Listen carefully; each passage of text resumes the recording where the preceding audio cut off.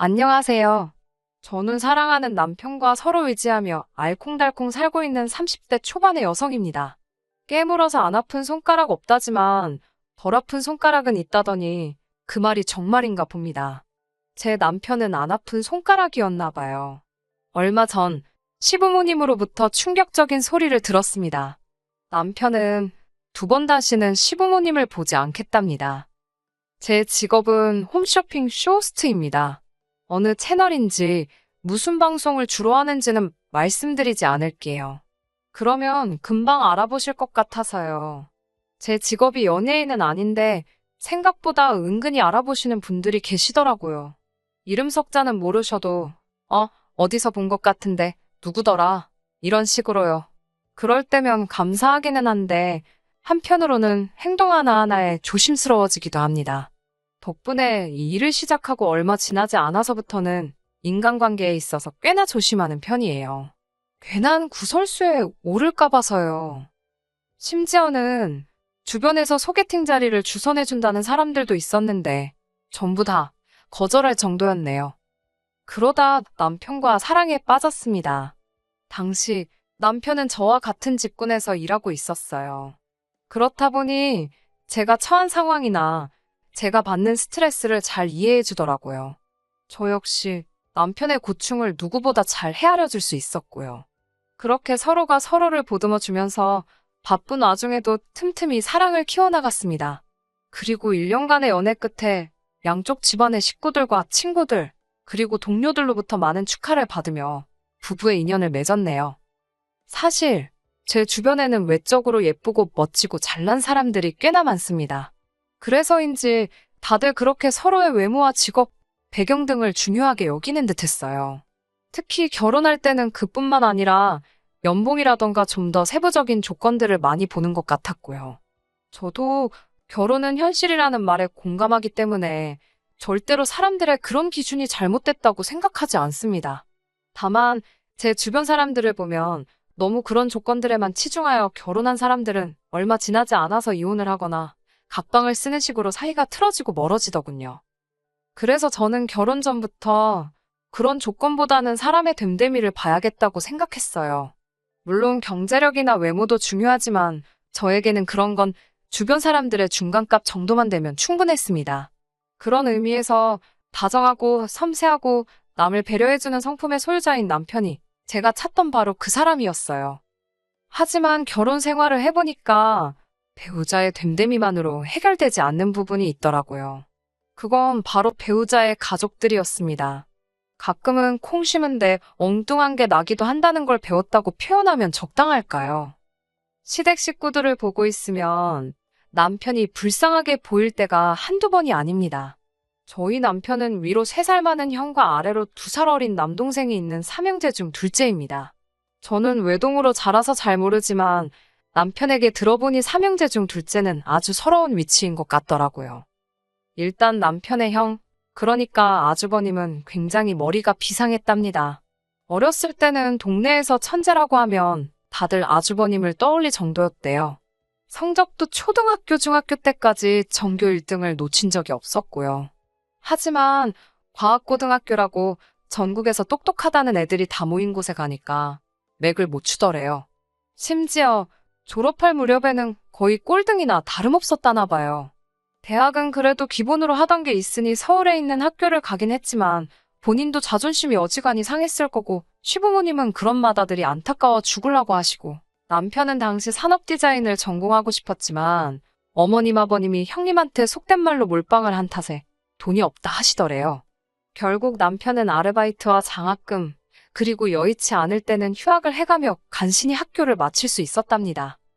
뿐만 아니라 2살 어린 동생, 그러니까 도련님은 어려서부터 운동에 소질이 있었대요. 시부모님께서는 그런 도련님을 훗날 국가대표 축구선수로 키우시겠다고 지극정성으로 공을 들이기 시작하셨고요. 그리고 개인적으로 남편에게 들은 이야기 중 이 부분이 가장 서러웠는데요. 어머님이 도련님 체력 길러주신다며 매일같이 집에서 소고기 수육을 삶으셨답니다. 소고기가 없으면 장어, 장어가 없으면 문어, 하지만 남편은 거의 먹어본 적이 없다더군요. 남편이 어린 마음에 몇 번 왜 자기는 안 주냐고 투정을 부렸었는데 어머님이 너가 뭘 잘한다고 이런 걸 먹냐고 그러시더래요. 어린 마음에 어머님의 그 말이 마치 날카로운 얼음 송곳이 되어 가슴을 후벼 파는 것 같았답니다. 제가 더 이 이야기를 듣고서 속상했던 이유는 실제로 보시면 아시겠지만 도련님과 남편이 키 차이가 10cm 가까이 나거든요. 남편도 작은 키는 아니지만 그때 같이 먹이셨으면 좀 좋냐고요. 제 남편만 그렇게 서럽게 컸다는 사실을 알게 됐을 땐 정말 제가 당한 일인 것 마냥 속상하더라고요. 하지만 이게 전부가 아닙니다. 앞으로 제가 들려드릴 이야기에 비하면 정말 이건 아무것도 아니에요. 결혼식을 올릴 때만 해도 솔직히 어머님께서 아들 삼형제를 똑같이 잘해주시는지, 누구는 더 예뻐하고 누구는 더 미워하는지 제가 알 턱이 없었습니다. 다 같이 모여본 적이 없거든요. 일단 아주버님의 경우 이렇게 표현하는 게 적절한지 모르겠지만 제가 보기엔 자포자기한 사람처럼 살고 있습니다. 고등학교 때 자기보다 공부를 못하던 누구도 어디 회사에 들어갔는데 중학교 때 자기한테 수학 물어보던 누가 지금 교편을 잡았는데 매일같이 자기보다 못했던 사람들을 씹어대면서 자기 처지를 비관하고 있지요. 정작 본인은 아무 노력도 하지 않고 매일 집에서 TV만 보고 술만 마시면서 말이에요. 그런데도 부모라는 존재는 자식을 포기하지 못하나 봅니다. 시부모님께서는 그런 아주버님의 모습을 보시고도 놓지를 못하셨어요. 제가 남편과 결혼할 때부터 최근까지도 어머님께서는 일주일마다 반찬을 만들어서 아주버님 집에 가져다 주시고 간 김에 청소에 빨래까지 하고 오셨습니다. 심지어 결혼 초 저에게 네 아주버님도 너같이 예쁘고 좋은 여자 만나서 애 낳고 살면 정신 좀 차리지 않겠냐며 저 같은 여자 좀 데리고 오라고 졸라대셨는데 거절하느라 정말 진땀을 뺐습니다. 도련님의 경우도 잘 풀리지가 않았더군요. 처음엔 어머님의 극진한 정성 덕분인지 고등학생 축구 선수들 중 유망주로 손꼽히기도 했었답니다. 하지만 성공을 하기도 전에 주변에서 너무 띄워준 탓인지 남편 표현에 의하면 한마디로 허파에 바람이 가득 찼었답니다. 운동을 소홀히 하기 시작했고 그 시간에 친구들과 어울려 놀기 바빴다고 해요. 여학생들한테 인기도 많았기에 그 세상에 취해 있었고요. 그런 도련님이 안타까워 남편이 몇 번이고 타일러 보려고 했지만 잘 안 됐답니다. 결국 이후에 도련님은 입단도 못했고 대학도 못 갔습니다. 부산까지 입게 되면서 지금은 이 일도 했다가 저 일도 했다가 한마디로 하루 벌어 하루 먹고 사는 모양이더라고요. 그러다 한 번씩 시부모님이나 저희 남편한테 전화해서 용돈 달라 그러고 제가 어머님이라면 말이에요. 물론 잘 안 풀린 두 아들도 안타깝겠지만 그 와중에 혼자라도 잘 커준 둘째 아들, 그러니까 제 남편이 너무너무 기특할 것 같거든요. 그런데 어머님은 그렇게 생각을 안 하시는 눈치였습니다. 오히려 언젠가 한 번은 저희 부부를 불러다 놓으시곤 형도 동생도 하루하루 힘들게 사는데 너희 둘만 좋아 죽는다고 티내지 말라 하셨어요. 신혼부부한테 사이좋은 티를 내지 말라니 어이가 없어서 남편하고 집에 와서 한참을 웃었지 뭐예요. 비록 시부모님이 자식을 사랑하는 방식을 제가 이해할 수는 없었지만 그때만 해도 그게 저희 결혼 생활에 직접적인 영향을 끼치진 않았기 때문에 크게 신경 쓰지는 않았습니다. 하지만 어머님이 저희 부부를 대하시는 태도가 선을 넘기 시작하면서 상황이 달라졌네요. 제가 구체적인 연봉을 밝힐 수는 없지만 예를 들자면 제가 한 달에 1,000을 번다면 남편은 7, 800 정도를 벌어요. 이건 연애할 때부터 지금까지 계속 비슷한 상황입니다. 이 부분은 결혼할 때부터 알고 있었기 때문에 저에게 큰 문제가 되지 않았습니다. 집은 제가 모은 돈과 남편이 모아둔 돈, 그리고 대출을 받아 해결했어요. 상견례 전 남편이 먼저 시부모님께 도움을 받을 수 없을 것 같다고 했습니다. 친정부모님은 그것과 상관없이 저희가 원한다면 도와주신다 하셨지만 시댁에서도 안 해주시는데 굳이 친정에서 받고 싶지 않았어요. 게다가 저희 둘 다 집에서 보내는 시간이 많을 것 같지 않았기 때문에 방 하나짜리 오피스텔에서 시작해도 괜찮겠다 싶었고요. 비록 양쪽 집으로부터 아무 지원도 받지 않았지만 그래도 식을 올린 이후로 매달 50만 원씩 용돈으로 보내드렸습니다. 많은 금액도 아니고 저희에게 부담되는 금액도 아니었어요.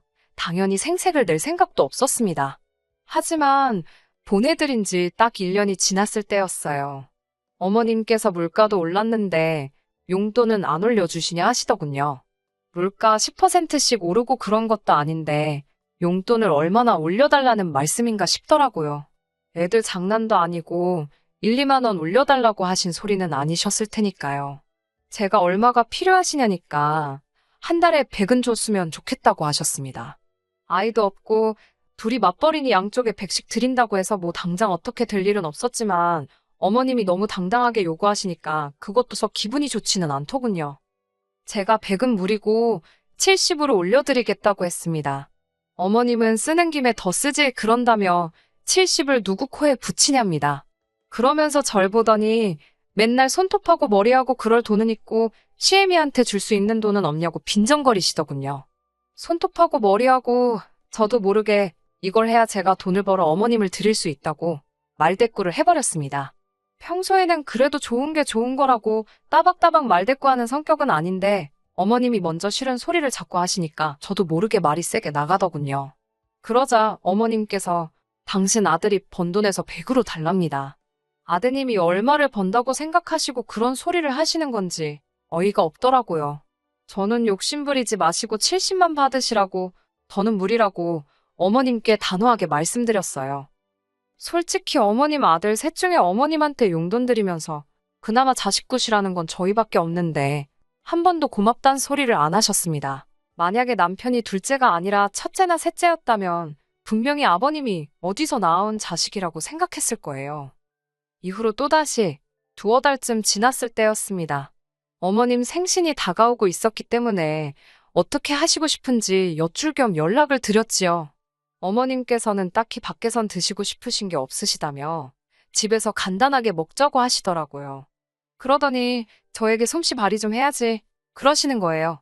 제가 전날 밤뿐만 아니라 오전에도 촬영이 잡혀 있어서 음식 준비는 어려울 것 같다고 몇 번을 말씀드렸지만 며느리한테 미역국도 못 얻어먹는 시애미가 세상 천지에 어디 있냐며 억지를 쓰시더라고요.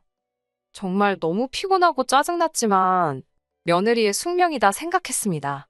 밤늦게 집에 돌아와 새벽 2시에 미역국만 끓여놓고 기절하듯 잠이 들었어요. 이튿날 미역국은 남편이 챙기기로 했고 저는 방송이 끝나는 대로 시댁으로 가기로 했지요. 원래는 백화점에서 음식을 좀 사가려고 했는데 그나마도 시간이 여의치 않아서 급한 대로 홈쇼핑에서 팔던 음식들 중 평이 괜찮았던 것들로 몇 개 챙겨서 시댁으로 향했습니다. 시댁에 도착해 시간을 보니 그래도 늦지는 않았더군요. 배를 누르니 제 남편이 나와서 문을 열어주는데 남편이 앞치마를 입고 있었습니다. 사실 어머님 생신이니까 당연히 아들인 남편이 앞치마 입을 수 있고 음식도 하는 게 맞지요. 그런데 가만히 상황을 보니까 제 남편만 부엌에서 밥을 하고 있고 다른 가족들은 다 같이 거실에 모여 하하호 TV를 보고 있었습니다. 그 광경을 보고 있자니 속에서 부하가 치밀더라고요. 착해 빠진 건지 남편이 한다는 말이 혹시나 해서 밥통을 열어보니 밥도 하나도 없길래 자기가 밥은 일단 했답니다. 미역국도 잘 챙겨왔더라고요.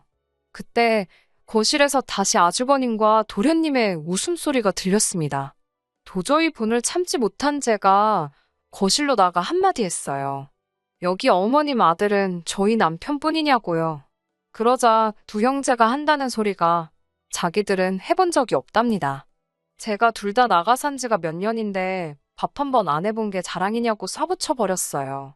어머님이 저에게 한마디 하시려는 찰나 제가 먼저 이제 두 분한테 밥하는 거 정도는 가르치셔야 되지 않겠냐고 쏴붙였어요. 이래서 어떤 여자가 시집 오겠냐고요. 다 차려진 생일상을 보시더니 어머님께선 겨우 하신다는 소리가 정성이 없답니다. 며느리한테 이런 생일상 받는 시애미는 당신밖에 없을 거라고 밥 한 술에 한숨 한 번이었어요. 분명히 못한다고 했는데 억지로 시키시곤 있는 대로 깎아내리시니 저도 밥맛이 뚝 떨어지더라고요. 그런 와중에도 아주버님하고 도련님은 개의치 않고 밥만 잘 먹대요.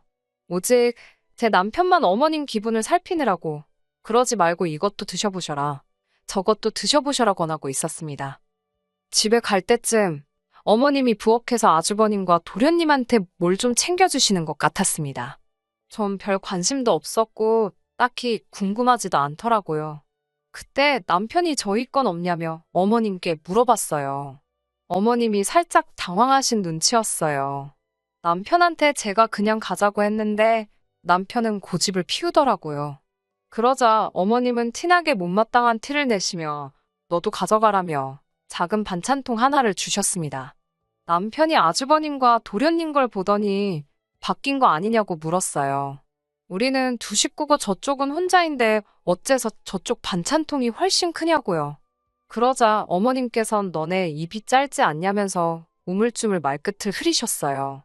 딱 봐도 저희한테는 주시려던 생각이 없으셨던 거지요. 저는 남편을 쿡 찌르며 그만하고 가자고 했습니다. 남편 표정이 영 좋지 않았어요. 집으로 돌아와 어머님이 챙겨주신 반찬통을 열었습니다. 저도 남편도 솔직히 너무 실망하고 말았어요. 차라리 안 가져오느니만 못한 상황이었거든요. 드시던 거였어요. 하얀 콩나물이었는데 어떻게 드신 건지 한쪽에만 벌겋게 고추장 같은 게 묻어 있더라고요. 누가 봐도 이건 통째로 열어놓고 드시던 반찬통이었습니다. 저보다도 남편이 먼저 열받은 티가 확 나더라고요.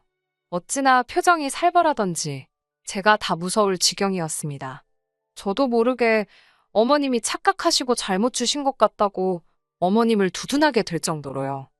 그리고 이튿날 남편은 평소보다 훨씬 이른 아침에 지난밤 시댁에서 가져온 문제의 반찬통을 가지고 집을 나섰습니다. 얼마 뒤 돌아온 남편에게 반찬은 어쨌냐니까 어머님 현관 앞에 던져놨답니다. 사진도 찍어왔는데 가관이더라고요. 제가 미쳤냐니까 안 미쳐서 이 정도였다며 다시 침대에 올라가 아무 일도 없었다는 듯이 자는 남편이었습니다. 몇 시간 뒤 어머님께서 뭐 하자는 거냐고 연락을 해오셨습니다. 이미 관리사무소에서 남편이 그런 걸 다 확인한 참이라며 왜 그런 짓을 했냐고 물으시더군요. 저는 반찬통이 드시던 거던데 왜 그런 걸 주셨냐고 단도직입적으로 물었습니다. 어머님께선 미안하다는 말은커녕 준다고 안 했는데 갑자기 달라니까 그런 걸 주셨답니다. 아무렇지도 않다는 듯 말씀하시는 어머님 반응에 저도 좀 충격을 받았습니다. 그 이후로 한 3-4달 동안 어머님께 종종 연락이 왔지만 남편도 저도 거의 받지 않았어요. 받아봤자 좋은 소리 들을 것 같지도 않았고 무엇보다 남편이 원하지 않았거든요. 그리고 얼마 전 저와 남편이 결단을 내리게 된 결정적인 사건이 있었습니다. 아버님께서 당신이 사시는 집이 전세 계약이 끝났는데 그 건으로 저희와 긴히 상의할 것이 있다며 저희를 집으로 부르셨습니다. 아무래도 어머님과 남편의 사이가 냉전 중임을 아시고는 당신이 직접 연락을 하신 것 같았기에 차마 못 간다 소리를 할 수가 없었어요. 어머님 아버님이 사시는 집은 20평대 아파트로 서울 외곽에 위치하고 있었습니다. 그렇다고 시부모님이 아예 돈이 없으신 분들은 아니고 제가 알기로는 지방 어디에 땅을 제법 가지고 있다 들었습니다. 다만 그쪽에 개발 호재라던가 뭐 그럴듯한 소위 뉴스거리가 전혀 없어서 굳이 팔 이유도 살 이유도 없는 그런 땅이었어요. 그래도 어머님 아버님은 언젠가 좋은 소식이 있을 거라고 믿고 계셨지만요. 아무튼 어머님께선 평생을 지겹게 자식들 뒷바라지만 하면서 이 코딱지만한 집구석에서 살았더니 이제는 이 꼴이 나신다면서 최소한 방 4개는 있는 큰 집으로 이사를 가고 싶다고 하셨습니다. 그러면 자식들이 부부싸움이나 어떤 일로 서럽고 집에서 나오고 싶을 때 당신들 집으로 올 수 있지 않겠냐면서요. 남편은 아무 말 없이 듣고 있었고 저는 며느리로서 적당히 그럴듯하게 네, 정말요? 와, 같은 호응만 해드리고 있었어요.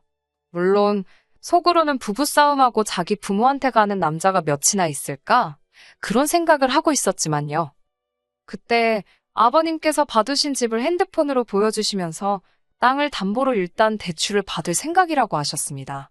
그리고 부족한 부분은 저희더러 대출을 받아달라 하시더군요. 제가 깜짝 놀라서 그걸 저희가 왜 대출을 받냐고 하니 너희도 부부싸움하게 되면 둘 중에 한 사람이 와서 쉬면 되지 않냐는 겁니다. 제가 너무 어이가 없어서 비어져 나오는 웃음을 간신히 참으며 어머님께 어떤 며느리가 부부싸움하고 시댁에 가서 쉬냐고 물었어요. 부부싸움하고 친정을 가면 갔지 시댁에 왜 가느냐고요. 그러자 어머님께선 제 남편을 바라보시며 너가 와도 되지 않냐고 하시더군요. 그러자 남편도 어머님을 쳐다보며 오면 반갑게 맞아주기는 할 거냐고 묻더군요. 그런데 남편의 말에는 날이 잔뜩 서 있어서 서늘하기까지 했습니다. 죄송하지만 이유가 어찌됐건 저희는 대출을 못 받아들인다고 확실히 선을 그었습니다. 그러자 두 분은 저희 남편을 바라보면서 자식 새끼 키워봤자 하나 소용없다십니다. 순간 아주버님하고 도련님도 대출받아서 보태는지 궁금해지더군요. 어머님께 두 사람에게도 물어보셨냐 하니까 둘은 결혼을 안 했으니 부부싸움할 일이 없는데 뭐하러 대출을 받냐고 그러시대요. 당신들이 큰 집으로 이사를 가는 이유 중 하나는 너희들이 쉴 곳이 없을 때 쉬러 오라는 뜻인데 혼자 사는 애들이 집에서 쉬지 뭐하러 여길 오냐면서요. 그런 애들한테 대출을 받으라는 건 말이 안 된답니다. 하지만 저희는 결혼한 부부인 만큼 사올 확률이 높고 그러면 저희 둘 중 한 명은 무조건 집에서 나오고 싶어질 텐데 그때 시댁에 오면 되니까 대출을 받으라는 말도 안 되는 어머님 아버님의 무논리였어요.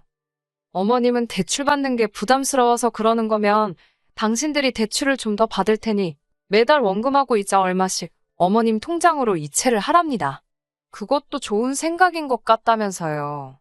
대신 밀리면 절대로 안 된다고 신신당부를 하시더라고요. 저희는 계속해서 싫다고 안 된다고 하는데 어머님은 저희 의견을 전혀 들으시려 하지 않으셨습니다. 남편은 나지막히 늘 이딴 식이었다며 화를 내기 시작했습니다.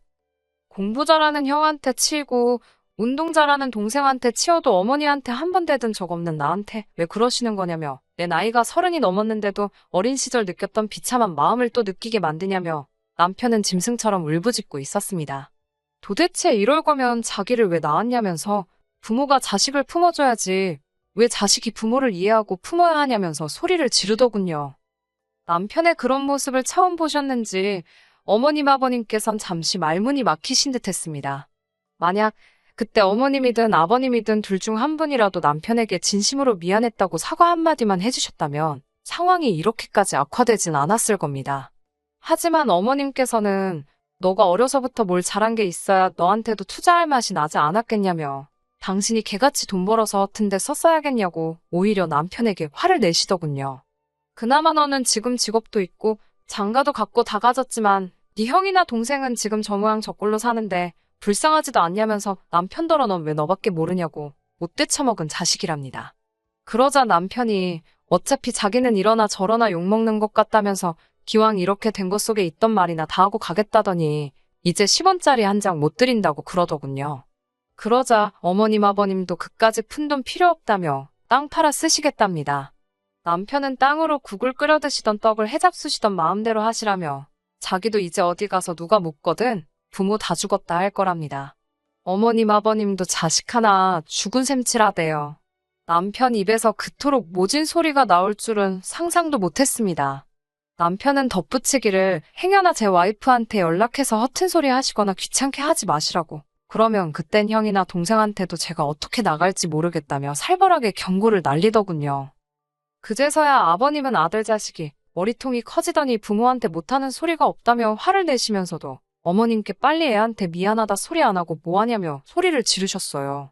하지만 어머님은 여전히 고개를 빳빳이 드시고는 당신은 최선을 다해서 자식을 키웠을 뿐이랍니다.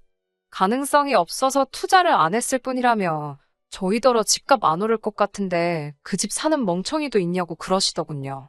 정말이지 제 어머님이지만 어떻게 자식을 집에다 비교할 생각을 하실 수 있는 건지.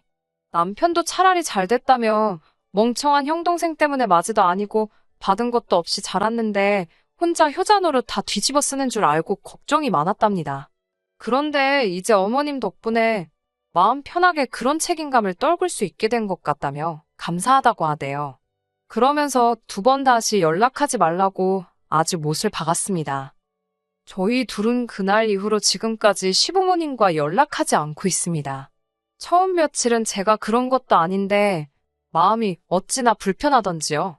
그럴 때마다 남편은 그 어느 때보다 마음이 홀가분하고 편하다며 이게 다 제 덕분이랍니다.